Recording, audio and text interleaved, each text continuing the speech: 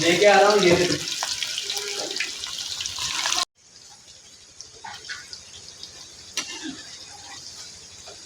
क्या बात होगी हैं?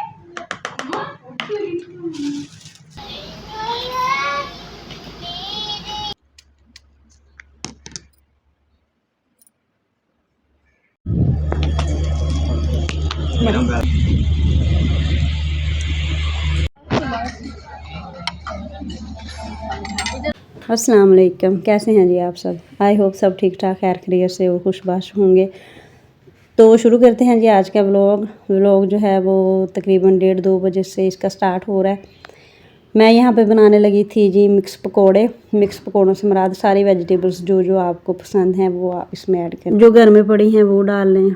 इस तरह ना सारी अगर मिक्स सब्जियाँ आप सारी ऐड करते हैं तो इस तरह से पकोड़े जो हैं वो ज़्यादा मज़े के बन जाते हैं। और इधर देखें जी अभी मेरे हैंड्स पे ना मेरी भतीजी आई थी तो उससे मैंने मेहंदी लगवाई। देखिए कितना प्यारा फूल था। तो अभी ये खुश्क नहीं हुई थी, मैंने कहा चलो ऐसे सब्जियां काट लेते हैं तो बाद में हाथ ना मैं धो लूँगी। क्योंकि हुरैन के बाबा अचानक ही आ गए थे, कहते कि पकोड़े बनाओ, आज पकोड़े खाने का मूड हो रहा है, पकोड़ा पार्टी करते हैं। हमारे घर में सर्दियों में तो काफ़ी दफ़ा वैसे बनते हैं, इस दफ़ा गर्मियों में तो 1-2 दफ़ा ही बनाए थे हमने। तो बस जी सारी सब्ज़ियाँ जो थी जिनमें पालक, बैंगन, आलू और प्याज और 3 बड़े साइज़ के ये मेरे पास टमाटर थे वो मैंने ऐड कर दिए थे। उसके बाद मैं 2 हाथ भर के जो है वो बेसन ऐड कर दूँगी। तो इस तरह से ना सारे स्पाइसेस आपने ऊपर डाल के इसको अच्छी तरह से मिक्स कर लेना है। फिर मैंने 2 बड़े चम्मच जो थे भर के वो दही ऐड कर दिया। दही ऐड करने से एक तो आपके जो पकोड़े हैं वो सॉफ्ट बनते हैं, दूसरा इसमें हल्की सी खटास आ जाती है, इससे बहुत मज़े का टेस्ट आता है। फिर मैंने 1 चम्मच भर के नमक ऐड कर दिया, सुर्ख लाल मिर्च ऐड कर दी, थोड़ी सी हल्दी ऐड कर दी।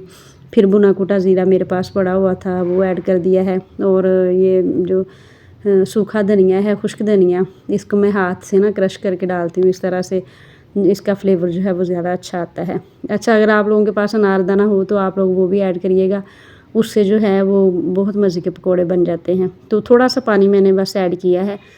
तो इस तरह से क्योंकि कुछ वेजिटेबल्स का अपना भी पानी था, कुछ मैंने दही ऐड कर दिया था, तो पानी बस आपने बिल्कुल ही थोड़ा, पहले तो आपने ऐड ही नहीं करना, आपने देख लेना है। अगर वैसे ही आपका मिक्सचर रेडी है तो फिर आप ना ऐड करें, अगर नहीं तो फिर थोड़ा सा मैंने डाला था उतना आपने डाल लेना है। तो एक साइड पर रायता बन रहा था, इधर मैंने कहा पहले ना बच्चों के लिए फ्राइज़ बना लेते हैं, क्योंकि पकोड़े तो ज़्यादा स्पाइसी हो जाने थे, वो बच्चों से फिर खाए नहीं जाने थे। तो इधर मैं बच्चों के लिए साथ साथ मैंने फ्राइज़ बनाने शुरू किए हुए थे, साथ साथ मैं सारा खलारा जो था वो समेट रही थी। तो बच्चों की फ्राइज़ देखें जी माशाल्लाह बन के रेडी हो गए थे। और ये मसाला एक दफ़ा जब आपने डालना है ना, इसको एक दफ़ा से फिर अच्छी तरह से मिक्स कर लेना है। और इस पॉइंट पे आप नमक और मिर्च बाकी जो स्पाइसेस हैं वो चेक कर सकते हो। तो बाज़ लोग वैसे इस तरह से नहीं चेक करते, वो पकोड़ा एक थोड़ा सा बना के ना थोड़ा सा फ्राई करके बेसन को फिर चेक करते हैं। वैसे मैं इसी तरह से ना टेस्ट कर लेती होती हूँ। तो यहाँ पे फिर मुझे जो चीज़ कम लगे वो मैं थोड़ी सी ऐड कर देती होती हूँ। और देखिए मेहंदी मैंने धो ली थी और इसका इतना अच्छा कलर आया था। अच्छा इसका कलर ऐसे बहुत अच्छा था, लेकिन ये 1-2 दिन के बाद ही ना बिल्कुल हल्का हो गया था, पता नहीं क्यों, पता नहीं ये मेहंदी अच्छी नहीं थी इस वजह से। तो बस ऑयल को अच्छी तरह से गर्म करके मैंने सारे पकोड़े जो थे वो ऐड कर दिए हुए थे। तो बस यहाँ पे पकोड़े जो हैं वो फ्राई हो गए थे, उनको मैं निकाल लूँगी। फिर हमने जो है साथ में रायता और केचप रख के ना खा लिया था। हमारी पकोड़ा पार्टी जो है वो बड़ी ज़बरदस्त रही थी जी, सबने बहुत तारीफ़ की थी। अगर आप इस तरीके से बनाते हो ना तो बहुत मज़े के पकोड़े बन सकते हैं। अच्छा बाज़ लोग जो है ना इसमें फूड कलर भी थोड़ा सा रेड यानी ऑरेंज कलर का ना ऐड कर देते हैं, उससे ना फिर इसका कलर पकौड़ों का बहुत अच्छा आ जाता है। तो बस यहाँ पे हम सब लोग जो थे वो पकोड़े खा रहे थे। और ये जो व्लॉग है ये शादी के नेक्स्ट डे का था।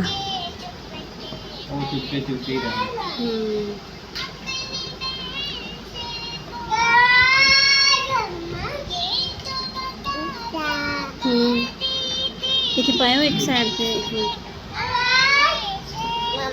जी बेटा। हाँ क्या लेना। तो बस जी यहाँ पे हो रहा था सुबह का टाइम और नाश्ता वगैरह करके हम लोग हो गए थे फ्री। मैंने सारे काम जो हैं वो ज़रा जल्दी जल्दी से समेट लिए थे, क्योंकि हमने जाना था आज शादी पे। ये जो मैंने पहले आप लोगों के साथ सीन शेयर किए हैं ये उससे एक दिन पहले का व्लॉग है, यानी ये उस दिन का व्लॉग है जिस दिन हम शादी पे जा रहे थे। तो यहाँ पे सुबह सुबह हुरैन फातिमा मुझे लेके बैठ गई थी कि मम्मा मेरी मेहंदी लगाओ। तो उसको मेहंदी लगाने का, नेल पेंट लगाने का ना शौक़ है बहुत। तो बस जैसा फिर मुझसे फूल बना मैंने उसके हाथ पे बना दिया, फिर साथ ही मैंने अपने हैंड पे भी थोड़ी बहुत लगा ली। मैंने कहा चलो खाली हाथ से तो बेहतर है, जैसी थोड़ी बहुत कोई बेल अच्छी सी बनती है ना, तो उस तरह से बना लेते हैं। तो बस यहाँ पे फिर हो गया था ये 11:30 का टाइम था। हमने 12:30 पौने 1 बजे तक मैरिज हॉल में पहुँचना था। तो यहाँ पे बस बच्चों को मैं कर रही थी रेडी। पहले अब्दुल अहद के कपड़े चेंज कर दिए थे, उसको फिर मोबाइल दे के बिठा दिया। मैंने कहा चलो वो कार्टून देखने में लग जाएगा, तो इस तरह से ज़रा मैं हुरैन फातिमा के कपड़े जो है वो आसानी से चेंज कर लूँगी। हुरैन फातिमा के बाल अभी गीले ही थे क्योंकि अभी तो इसको नहलाया था। फिर जब इसके बाल ज़रा खुश्क होंगे तो फिर ना इसकी मैं पूनियाँ वगैरह कर दूँगी। तो ये था जी मेरा सूट जो मैंने पहन के जाना था। ये है पिस्ता कलर का, ये था शिफॉन पे था इसका ना काम, ये कोरे का काम हुआ है, गोल्डन कलर का था इसका काम और पिस्ता कलर का सूट था ये। तो साथ में जामा वर्क का इसका ट्राउज़र था। तो बस हम रेडी होके फिर हम निकल गए थे और हम टाइम से तकरीबन पहुंच गए थे। तो यहाँ पे बस जी हम पहुंच गए फिर मैरिज हॉल। और बच्चे देखें माशाल्लाह से हुरैन फातिमा रेडी हो गई थी। इसके बाल मैंने खुले नहीं छोड़े थे, मैंने पोनी ही की थी क्योंकि गर्मी थी। एक इसका सूट भी थोड़ा सा ना गर्म लग रहा था क्योंकि ये डबल थी ना इसकी शर्ट ऊपर से जीन की जो थी जैकेट। तो इस वजह से मैंने कहा अगर बाल खुले छोड़े या कोई पिन लगाई ना तो इसको गर्मी होगी। तो बस फिर हम पहुँच गए जी मैरिज हॉल।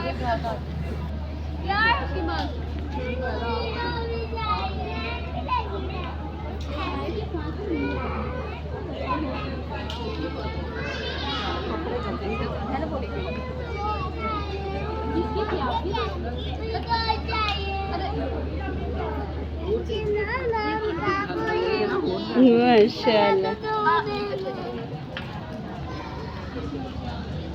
तो उसमें कुछ नहीं है बेटा, एक एक ही थी।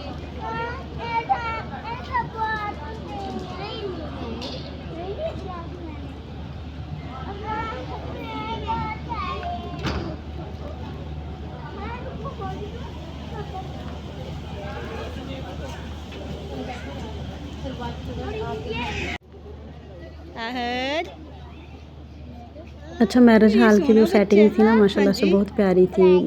ख़ास तौर पर उनका जो ये था जहाँ पे ब्राइडल को बिठाते हैं ना, उनका जो स्टेज था वो बहुत प्यारा था।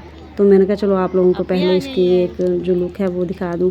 अच्छा, मैरिज हॉल में जो सीन शूट करने होते हैं ना वो बहुत मुश्किल होते हैं क्योंकि कहीं ना कहीं कोई ना कोई औरत इस तरह से बैठी हुई होती हैं, बातें कर रही होती हैं। तो ये भी डर होता है कि कोई किसी का कोई फेस ना इस तरह से आ जाए क्योंकि लोग फिर ज़ाहिर सी बात है माइंड करते हैं। तो बस ये यहाँ पे मैं बच्चों की जो थी वो पिक्स ले रही थी।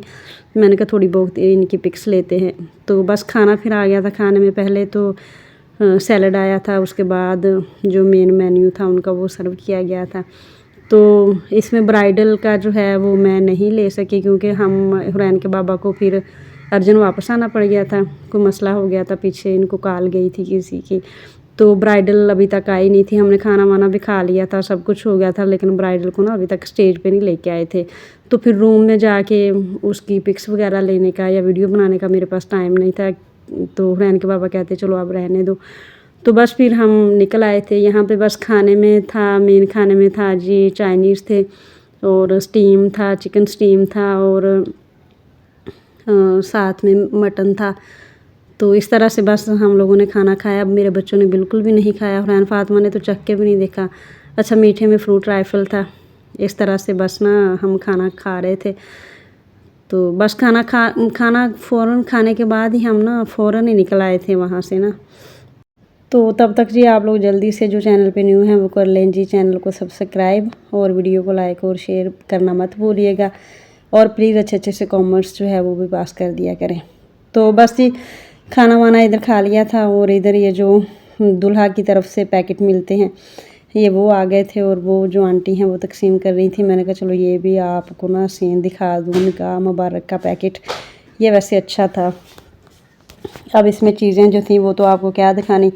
तो बस जी फिर हमारी हो गई थी जी वापसी और हमें तकरीबन 4 बज गए थे वापस आते आते।